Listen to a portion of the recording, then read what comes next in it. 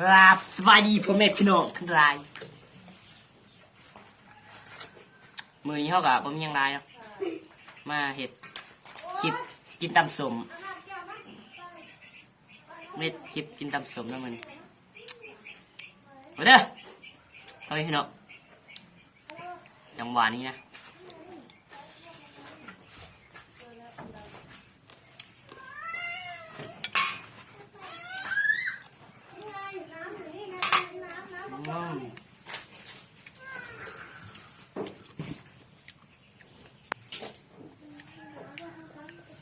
อร่อย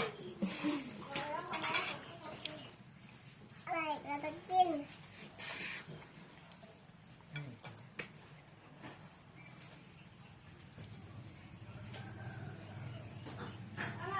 ยั่วยั่ว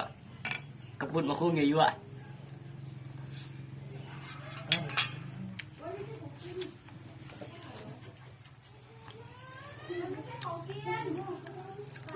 ผักบุ้งยั่ว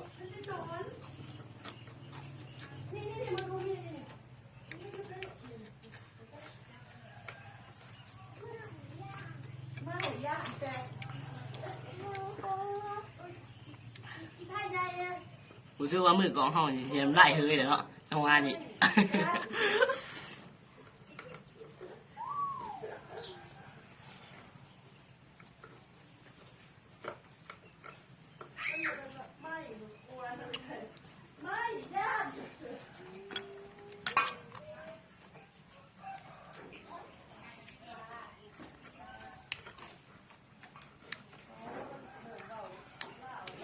ผักบุ้งยั่ว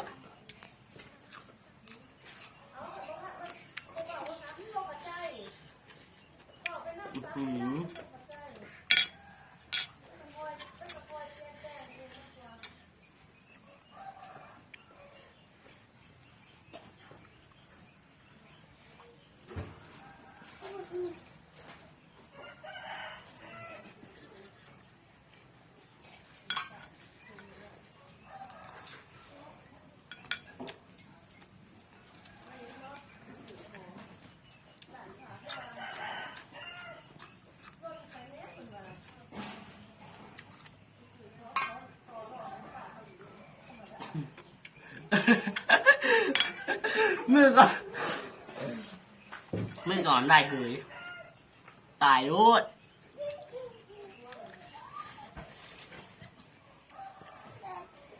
คลิปนี้ชิบริบอกได้ครับเดี๋ยวที่เขา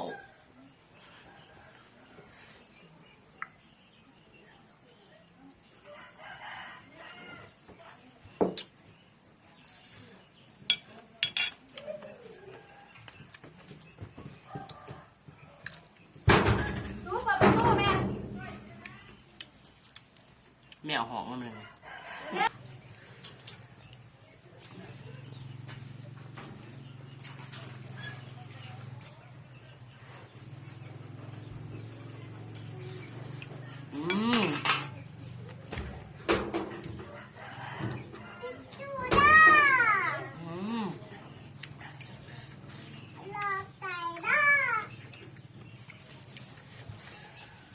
ว้าแบบฮอนขอจองฮอนฮอน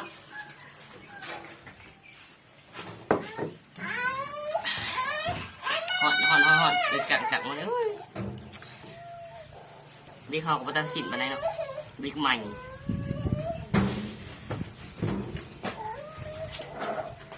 ฮอนมันกังให้มึงกังให้กู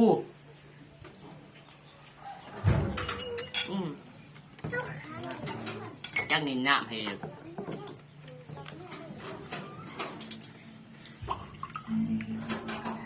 มาเดี๋ยวพ่อแม่พี่น้องมากินตำบักหุ่งน้องกัน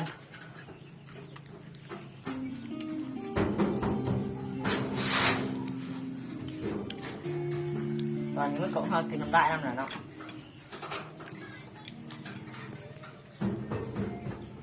ยินเสียงเพลงเนี่ยอย่างไรมีเบียร์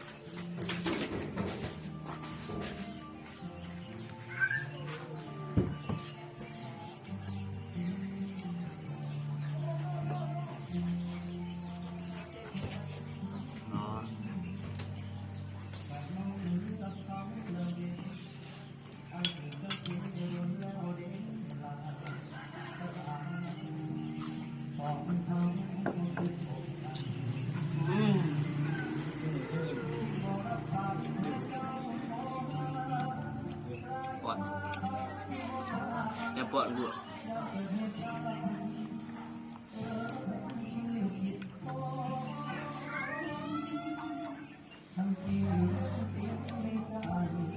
น้อยเอาเลยหาชู มา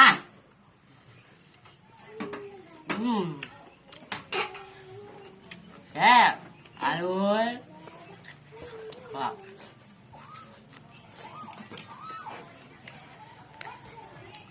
คือมีกับสิพ่อมีวันเนาะเมื่อก่อนห้าต้องไงใจขาดตายสิมันไม่เฮ้ยเลยฮะได้มักจะมีกับฝากกดไลค์